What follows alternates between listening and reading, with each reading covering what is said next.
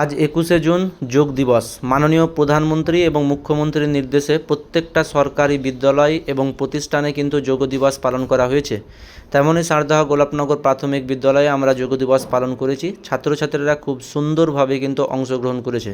ছাত্ররা এখানে পদ্মাসনের মধ্যে করে আছে। তো পদ্মাসন যদি আমরা করি তাহলে আমাদের ক্লান্তিভাব দূর আসে, মানসিক একটা প্রশান্তি তৈরি হয়। আর এটা হলো ভুজঙ্গাসন। ভুজঙ্গাসন যদি করা হয় তাহলে কিন্তু আমাদের যে মেরুদণ্ডের হাড়টা আছে সেটা শিথিল থাকে, বাঁকানো থেকে কমে যায়।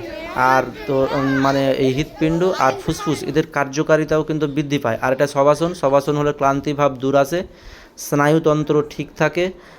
আমি যে কোনো চিন্তা ভাবনাগুলোকে সঠিকভাবে আমরা নিতে পারবো, স্ট্রেস দূর হয়। এটা হলো চক্রাসন। সবথেকে যোগাসনের মধ্যে সবথেকে কঠিন যদি আসন বলি তাহলে সেটা হলো চক্রাসন। ঠিকঠাকভাবে প্র্যাকটিস না থাকলে করা যাবে না। তা আজিজ করতে পারছিল না, পড়ে যাচ্ছিল। তো পিছন দিকে আমি গার্ড আছি। তো এই যে চক্রাসন যদি করা যায় তাহলে মেরুদণ্ডের হাড়টা শিথিল থাকবে, বেঁকে যাবে না, হজম শক্তি এখানে বৃদ্ধি পাবে, স্নায়ুতন্ত্রগুলো আমাদের ঠিক থাকবে। তো যোগাসন বা ব্যায়াম এটা একটা উল্লেখযোগ্য একটা অনুষ্ঠান। খুব সুন্দরভাবে করলে কিন্তু শরীর স্বাস্থ্য খুব সুন্দর থাকে। তারপরে আরেকটা যদি আমি ব্যায়াম বলি, সব ছাত্রছাত্রী দাঁড়িয়ে আছে, তো এটা হলো সুপ্ত বজ্রাসন, অর্ধসুপ্ত বজ্রাসন। তো এই যে যোগা দিবস আমরা খুব সুন্দরভাবে স্কুলে পালন করলাম। তো ছাত্রছাত্রীরা সব ব্যায়াম করছে, সব পিটি করছে।